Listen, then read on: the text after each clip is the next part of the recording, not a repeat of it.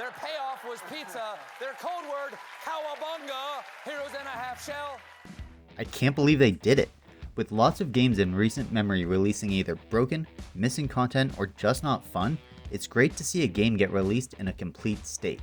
Teenage Mutant Ninja Turtles Shredder's Revenge released last week, and it has been a near masterpiece in my mind. The game released digitally on all major platforms on June 16th, 2022, although if you're playing on PS5 or Series X or S, it will be a previous generation version of the game being played through backwards compatibility. Personally, I played the game on my Series X through gamepass, and I couldn't be happier with my time in the game. For those of you who follow me elsewhere on the internet, you'll know my two most anticipated games of the year were Mario Strikers Battle League and Shredder's Revenge. Now, I tried the first kick demo for Strikers, and it really didn't click with me, to the point where it went from one of my most anticipated games to me not even picking it up. The demo for Strikers left me with such a bad taste, but I was still hopeful for Shredder's Revenge, and from the moment I turned it on and watched the opening video package, I had a giant smile on my face. The visuals in the game are bright and vibrant and really catch the eye. It's a joy to look at, from the cartoon quality cutscenes to the awesome new arcade style graphics. Visually, I think the game is fantastic. Heroes in a half shell. Musically, the game is near perfect. The game has great sound effects during gameplay, classic catchphrases, and some of the catchiest music in gaming, with my personal favorite being from level 8, Panic in the Sky, aside from the awesome main theme, of course. My one issue with the music is that there's no museum or soundtrack section in the main menu. This is a game I would really have appreciated the ability to play through all of the music just to listen to as I live my normal life. Aside from that, the characters are voice acted, but the amount of dialogue is rather limited. Mostly catchphrases as you choose a character or meditate for extra power. There's never any extended cutscene or talking segment where anything drags on, and for this style of game, that's exactly what's needed. A lot of games take the controller out of the player's hand, lets the player put the controller down while they watch an extended dialogue scene. But not here. There's no reason to put down the controller from the moment the first level starts until the credits roll, and that's fantastic. The writing and story of the game is not very complex, nor should it be. There's trouble in New York City, and it's up to the Turtles to save the Statue of Liberty and the city. But no one plays side-scrolling beat-em-ups for the story. It's all about the gameplay, and that's where the game really shines.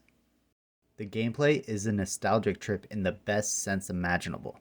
You'll see recognizable enemies and locations with great new takes on them. Of course, it has all the staples of the beat-em-up genre: attack, jump, special, throw, and sprint, and you use all these abilities to take out all the enemies and progress through the levels. There are also some mechanics like throwing enemies at the screen, which are classic maneuvers from games like Turtles in Time, and they fit amazingly well here. The game also features a basic leveling up system. Essentially, each character in the story mode will level up as you defeat the enemies and get slight enhancements, which can help you as you progress through the game. You can unlock a new move or the ability to store multiple special attacks, and unlocking all of these for each character helps give the game a ton of replayability. The gameplay itself is fast and responsive, from character speed to having non-stop enemies on screen. As the player, there's always an enemy for you to attack. The levels are well paced in terms of enemy placement and the length of each level, as they take anywhere from 5 to 8 minutes to beat. Within each level, the difficulty curve is also well paced. You're never bombarded with too many new enemies at once. There's always a learning period for each new enemy type, so you can figure out how to destroy them before they overwhelm you. Which brings me to the next almost always perfectly placed item, and that's the pizzas.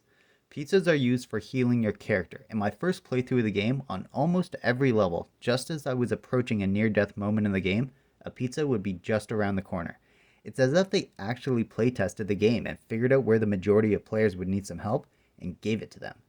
It happened over and over again, which tells me it wasn't a fluke. It was purely by design, and it worked great. After so many new games in recent memory where players are left feeling like, how did they not catch this issue with the game? Shredder's Revenge left me feeling like they really put in the time and effort to make sure it was a smooth playthrough for the player.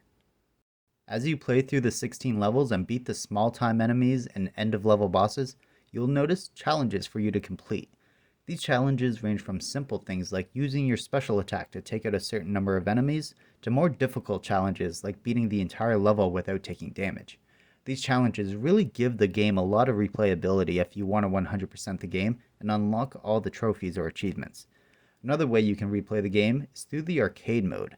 This is your more classic version of the game, no checkpoints and limited lives with no character progression brought over from the story mode. It's just like putting in a quarter at the arcade and starting from scratch every time. One feature that works better than I thought is the online and cross-play. The game supports 6-player co-op, and trying this online, when it works, it's overwhelmingly frantic and a ton of fun. However, from my experience, players drop in and out consistently. Unless you're playing with people you know, you'll never find 5 strangers to play through the entire game with you. That's fine, it keeps the game interesting when you all of a sudden need to go through a level just 3 of you when you had 5 the previous level. The issue is when they freeze or leave and the game doesn't register right away. There were times when myself and 3 other people would be waiting as their character stopped moving and we couldn't progress until they left. Usually, this didn't last very long, but it did happen more often than I would like. The one positive about it is that it never made the game crash. Eventually, their character would just disappear and then we were free to move on. Playing solo or online, I never had any glitches or crashes. The worst that would happen is that a stranger would just stop playing and impede our progress, but once they were gone, we were free to continue on. When the biggest issue with your game is when players online stop moving for 2 minutes, you know you have something special. The game has fantastic gameplay, music that'll stay stuck in your head for days, visuals that remind you of your childhood, and challenges that are actually achievable to new players. This is the type of game that can keep people coming back for another dose of nostalgia without needing to find a retro console or compatible TV. Personally, I've turned on the game every day since it released. I've maxed out multiple characters, beat the game solo and with strangers online, found all the secrets, and the only challenges I have left are beating the levels without taking any damage. Honestly, for me right now, this is my game of the year.